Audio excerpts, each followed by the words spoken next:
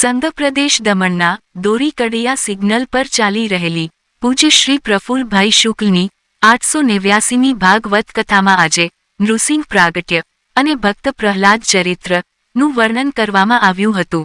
પૂજ્ય શ્રી પ્રફુલ્લભાઈ શુક્લે કહ્યું હતું કે પ્રભુને ભજનારા કદી ભયભીત નથી થતા. આજે કથામાં ઘેલવડ ડાભેલના સરપંચ શ્રીમતી હિતાક્ષીબેન જિજ્ઞેશભાઈ પટેલે પોથીપૂજન કર્યું હતું. આચાર્ય ચેતનભાઈ જોશી અને મુખ્ય યજમાન શ્રી હર્ષલભાઈ પટેલ દ્વારા સ્વાગત કરવામાં આવ્યું હતું. ગૌમાતા માટે દમણ પ્રદેશના દાનવીરો તરફથી દાનનો ધોધ વહી રહ્યો છે. ગૌરક્ષા મંચના યુવાનો ખૂબ જ પરિશ્રમ કરી રહ્યા છે.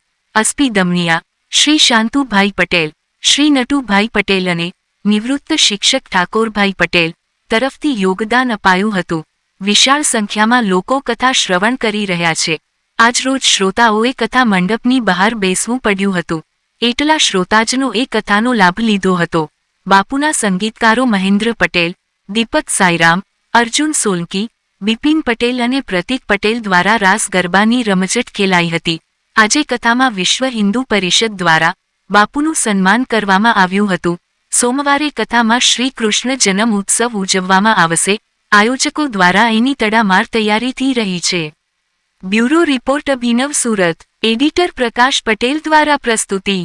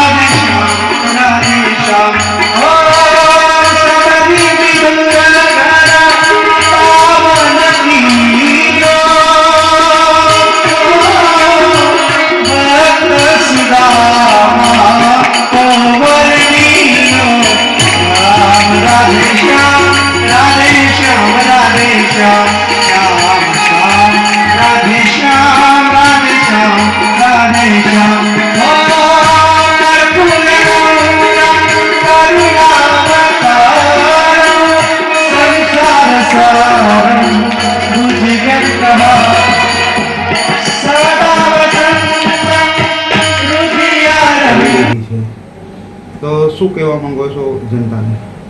હું દમણ પ્રદેશના લોકોને એ જ કહેવા માગું છું કે આપણા વિસ્તારની અંદર આ દોરી કડિયામાં ગૌશાળાને માટે જે કથા ચાલી રહી છે, ત્રીજો દિવસ છે આજે નરસિંહ પ્રાગટ્ય ઉત્સવ છે.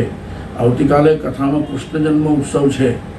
પણ દમણ પ્રદેશે આમાં સામેલ થવું જોઈએ. લોકોએ ઘર છોડીને કથા મંડપમાં આવવું જોઈએ. કારણ કે વિધર્મીઓ દ્વારા આપણા હિન્દુ ધર્મને, આપણા સનાતન ધર્મને આંચ પહોંચાડવાના બહુ વ્યવસ્થિત સુયોજિત ષડયંત્ર થઈ રહ્યા છે. એમાં લવ જેહાદ પણ છે, એમાં ધર્માંતરની પ્રવૃત્તિ પણ છે.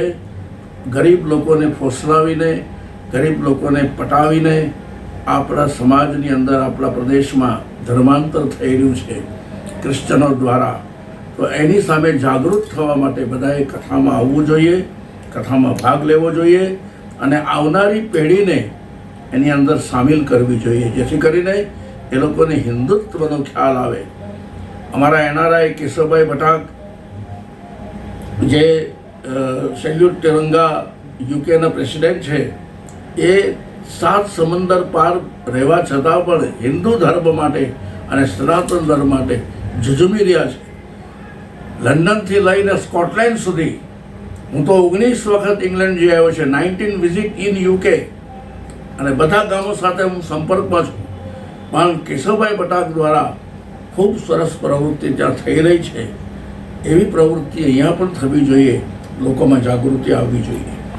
બાપુ, તમે જણાવ્યું કે આદિવાસી લોકો જે ભોલા હોય એ લોકોનું ધર્માંતરણ થઈ રહ્યું છે ગામમાં ઘણી એવી જગ્યાઓ હોય. ત્યાંના સરપંચો છે કે ચૂંટાયેલા પ્રતિનિધિઓ કે ગામના એક આગેવાનો હોય, એ લોકોએ બી આ વસ્તુઓ પર ખાસ ધ્યાન આપવું જોઈએ. સાહેબ, આપનું શું નામ કીધું? સુભાષભાઈ. સુભાષભાઈ, મેં 2 વર્ષ પહેલાં દાંડી બરોલીમાં કથા કરેલી. આખું ગામ ક્રિશ્ચન છે, ખાલી 17 ઘર હિન્દુઓના છે. ગેરકાયદેસર એ લોકોએ ત્યાં ચર્ચ બાંધ્યું છે, સરકારી જમીન પર ચર્ચ બાંધેલું છે દરિયા કિનારે. પણ કમનસીબી એ છે